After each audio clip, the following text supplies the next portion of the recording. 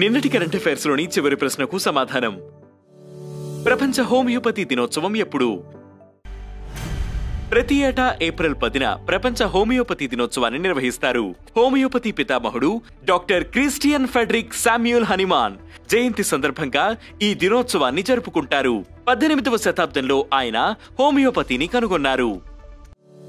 ఇక మొదటిది, నేపాల్ రాష్ట్ర బ్యాంక్ గవర్నర్ గా నీలం దుంగనా టిమ్సినా. నేపాల్ రాష్ట్ర bank senior deputy governor doctor నీలం దుంగనా టిమ్సినా ఆ బ్యాంక్ తాత్కాలిక గవర్నర్ గా నియమితులయ్యారు. ఎన్ఆర్బి గవర్నర్ గా మహాప్రసాద్ అధికారి పదవీకాలం ముగియడంతో నీలం దుంగనా టిమ్సినాను తాత్కాలిక గవర్నర్ గా నియమిస్తూ deputy prime minister and finance minister Bishnu Prasad ఉత్తర్వులు జారీ చేశారు.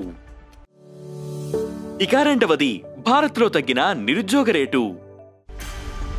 భారతదేశంలో నిరుద్యోగిత స్థాయిపై పీరియాడిక్ లేబర్ ఫోర్స్ సర్వే తాజాగా గణాంకాలను వెల్లడించింది. 2023లో 5% ఉన్న నిరుద్యోగ రేటు 2024లో 4.9% తగ్గినట్లు సర్వే తెలిపింది. గ్రామీణ ప్రాంతాల్లో నిరుద్యోగం 4.3 నుంచి 4.2% తగ్గగా పట్టణాల్లో మాత్రం 6 నుంచి 6.1% పెరిగింది. ఇక మూడవది, నేషనల్ మారిటైమ్ వరుణ అవార్డ్ అందుకున్న Rajesh Unni. Synergy marine group founder Rajesh Unni national maritime Varuna అవార్డును అందుకున్నారు.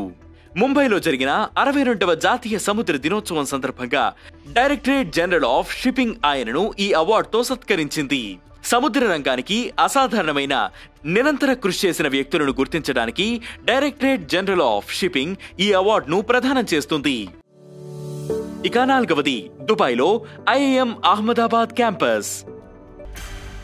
Indian institute of management Ahmedabad దుబాయ్లో తన మొదటి విదేశీ క్యాంపస్ ను స్థాపించనుంది. ఐఐఎం అహ్మదాబాద్ యుఏఈ ప్రభుత్వంతో అవగాహన ఒప్పందం చేసుకున్న అనంతరం ఈ ప్రకటన చేసింది. ఈ క్యాంపస్ 2 దశల్లో ప్రారంభించనుండగా మొదటి దశ దుబాయ్ ఇంటర్నేషనల్ అకాడమిక్ సిటీలో ప్రారంభం కానుంది. 2029 నాటికి పర్మనెంట్ క్యాంపస్ అందుబాటులోకి రానుంది. ఇక ఐదవది, నీటి సంరక్షణకై భగీరథ్ యాప్ ని ప్రారంభించిన సీఎం ధామి. జల్ సంరక్షణ్ అభియాన్ 2025లో భాగంగా ఉత్తరాఖండ్ ముఖ్యమంత్రి పుష్కర్ ధామి భగీరథ్ యాప్ ను ప్రారంభించారు. ధరా మేరా, నౌలా మేరా, గావ్ మేరా, ప్రయాస్ మేరా థీమ్తో ఈ కార్యక్రమం చేపట్టారు. దీని అర్థం నా భూమి, నా నీరు, నా గ్రామం, నా ప్రయత్నం. నీటి వనరులను కాపాడుకోవడమే లక్ష్యంగా ఈ యాప్ ను ప్రారంభించినట్లు సీఎం ధామి తెలిపారు. ఇక ఈ రోజు కరెంట్ అఫైర్స్ క్వశ్చన్, ఇండియాలో బయో జియోగ్రాఫిక్ జోన్స్ ఎన్ని ఉన్నాయి, అవి ఏవి? ఈ ప్రశ్నకు సమాధానం మీరే కామెంట్ చేయండి.